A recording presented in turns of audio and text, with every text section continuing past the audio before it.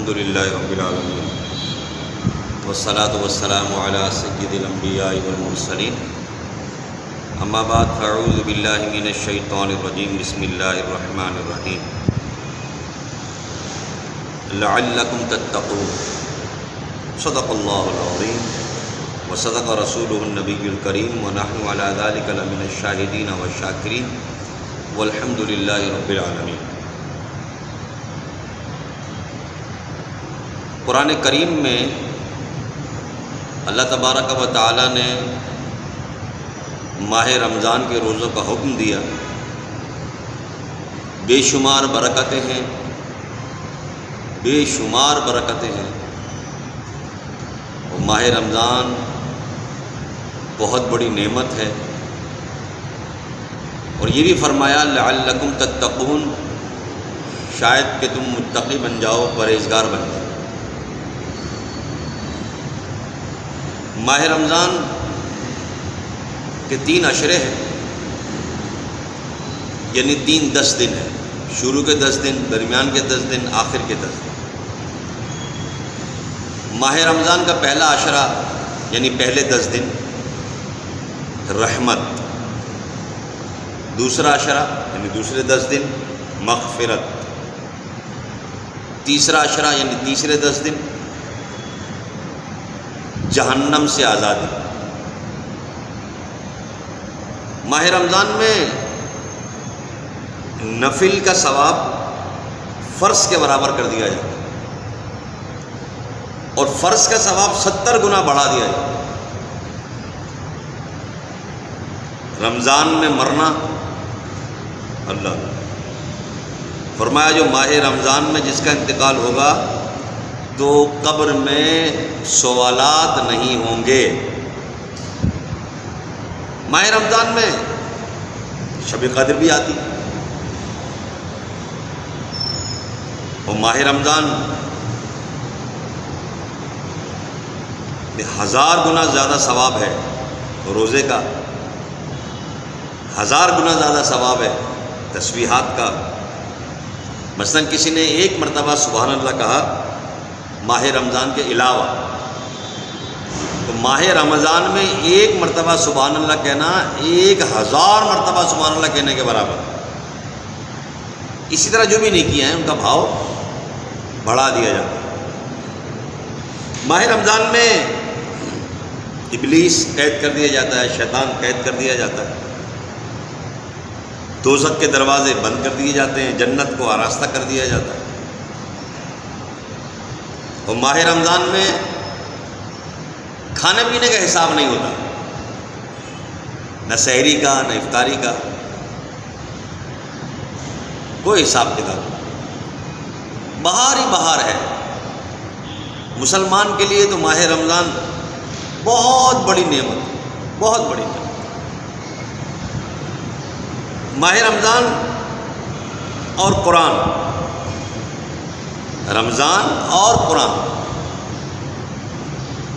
یہ شفاعت کرے گا مومن، اللہ تبارک و تعالیٰ سے سفارشی ہوں رمضان اور قرآن۔ کیسے کہ ماہ رمضان یہ کہے گا پروردگار میں نے تیرے اس بندے کو بھوک سے بچایا، بھوک سے روکا، یعنی اس کو بھوکا رکھا۔ اور قرآن کہے گا یا اللہ میں نے اس کی نیند قربان کرنے کی ترکیب بنائی، دن بھر بھوکا رہا، رات کو عبادت کی، قرآن کی تلاوت کی۔ تو ماہ رمضان اور قرآن اس بندہ مومن کے لیے سفارشی ہوں گے، اسے شفاعت کریں گے، اسے بخشوائیں گے۔ کتنی بڑی سعادت کی بات ہے۔ قرآن کریم میں صراحتاً ماہ رمضان کا نام آیا ہے،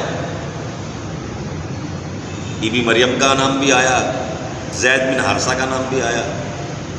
تو ماہ رمضان وہ مبارک مہینہ ہے جس کا ذکر واضح طور پر قرآن میں موجود ہے، واضح طور پر۔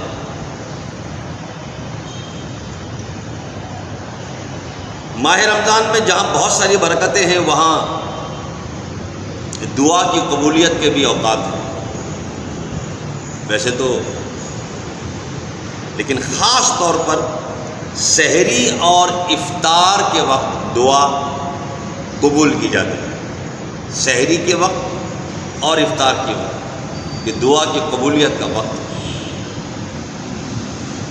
ماہ رمضان میں ہر روز 10 لاکھ لوگوں کی بخشش کی جاتی ہے، اور 29ویں کو مہینے بھر کے برابر جتنے لوگوں کی بخشش کی گئی وہ تمام تعداد کے مطابق برابر بخشش کی جاتی ہے۔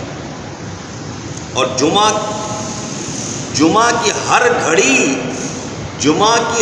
گھڑی 10 لاکھ لوگوں کی بخشش کی جاتی ہے۔ ماہ رمضان المبارک کا جس نے ادب کیا، احترام کیا،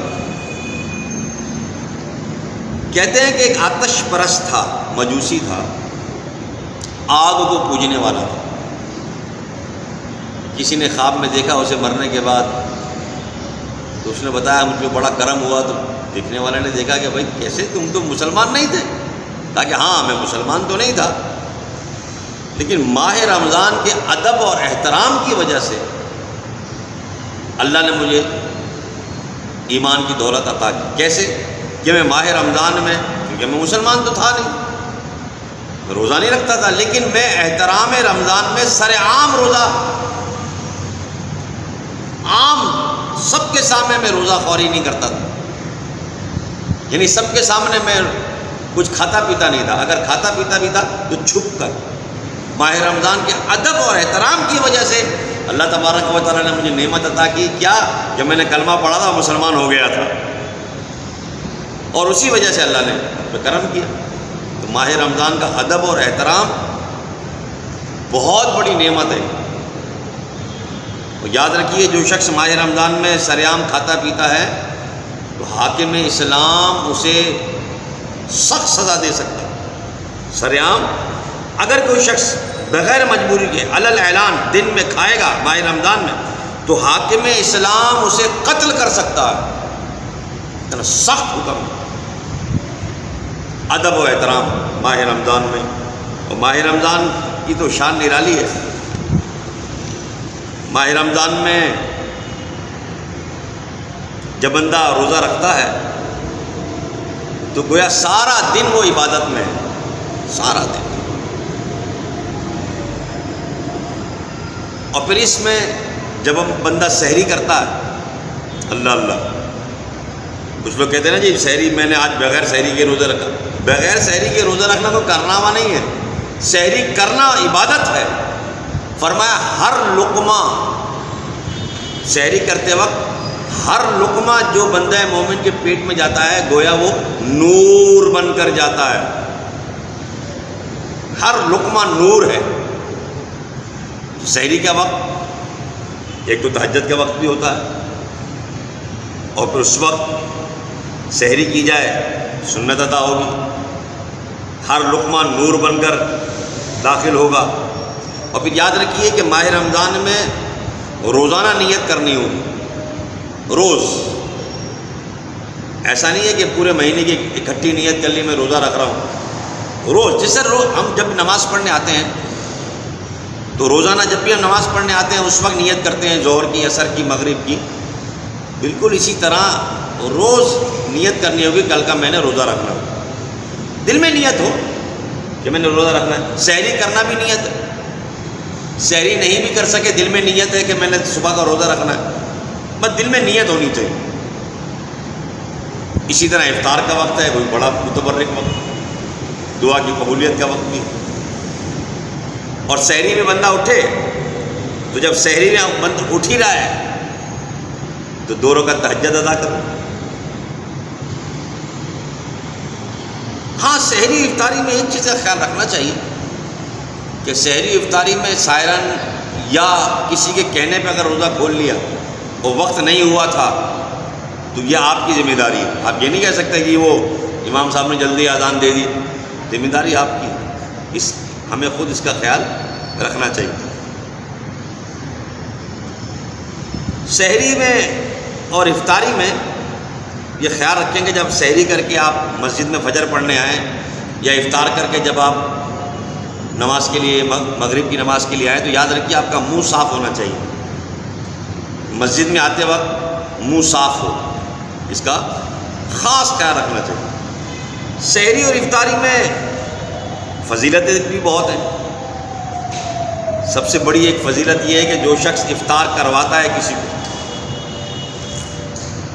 فرمایا جو اگر کسی کو افطار کروائے گا اللہ تبارک و تعالیٰ اس کی مغفرت فرما دے گا۔ افطار کروانے والے کی اللہ تبارک و تعالیٰ مغفرت فرما دیتا ہے، اس کے سارے گناہ معاف ہو جاتے ہیں۔ فرمایا اگرچہ ایک گھونٹ پانی سے افطار کرایا ہو، ایک گھونٹ پانی سے اگر افطار کرا دیا نا تب بھی یہ فضیلت ہے، اگرچہ اس کو مکمل اگر پیٹ بھر کر افطار کرایا تو کیا شان ہو۔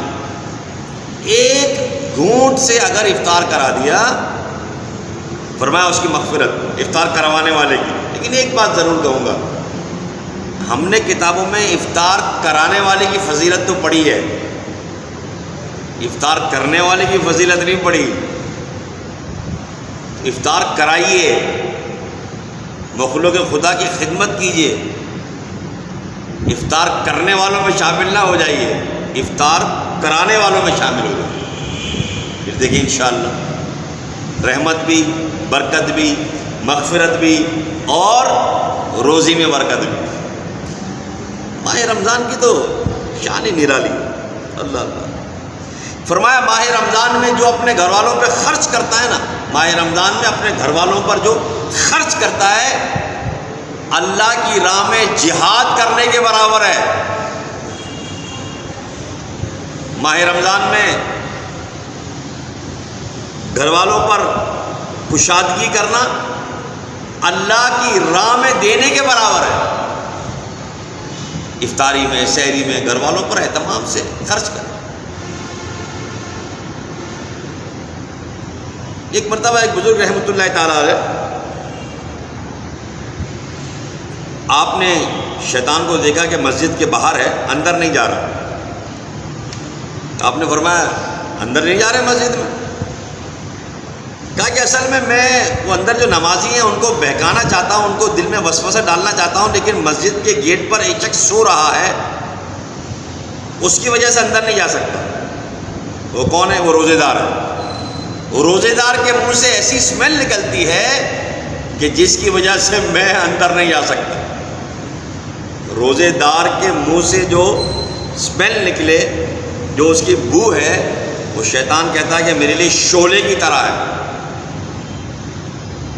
روزے دار کے منہ سے نکلی ہوئی اسمیل، بو شعلے کی طرح شیطان کے لیے۔ اندازہ کیجئے کہ وہ جو روزے دار ہے اس کی اپنی برکتیں کیا ہوگی، کہ روزے دار کی برکت سے شیطان اس کے قریب والوں کو بہکا نہیں پا رہا۔ ایک مرتبہ کسی نے ایک قبر میں قبرستان حاضر ہوا تو دیکھا ایک قبر ہے اور اس قبر کی مٹی سے خوشبو آ رہی۔ یہ ماہ رمضان کی بڑی برکتیں ہیں۔ یہ رمضان کیا آتا ہے ہمارے لیے بہت بڑی نعمت کی، بہت بڑی نعمت۔ کہتے ہیں نا جس کو اللہ قدر کی توفیق دے دے، اگر ہم نے ماہ رمضان کو پایا ہے تو روزہ رکھیں، اس بڑی فضیلت۔ کہتے ہیں کسی نے دیکھا کہ قبرستان ہے اور اس قبرستان میں ایک قبر کی مٹی سے خوشبو آ رہی۔ جی ہاں، قبر کی مٹی سے خوشبو آ رہی۔ رات کو کسی نے مراقبہ کیا تو پتہ چلا کہ یہ قبر سے اس لیے قبر کی مٹی سے اس لیے اسمیل آ رہی ہے، قبر کی مٹی سے خوشبو اس لیے آ رہی ہے کہ یہ شخص روزے دار تھا، دن بھر بھوک پیاس برداشت کرتا اور رات کو اللہ کا کلام پڑھتا تھا۔ روزے دار کی برکت سے اس کی قبر کی مٹی خوشبودار ہو گئی۔ اللہ ہم سب کو روزوں کی سعادت نصیب فرمائے، اللہ کریم ماہ رمضان کی برکتیں عطا فرمائے۔ وآخر دعوانا الحمد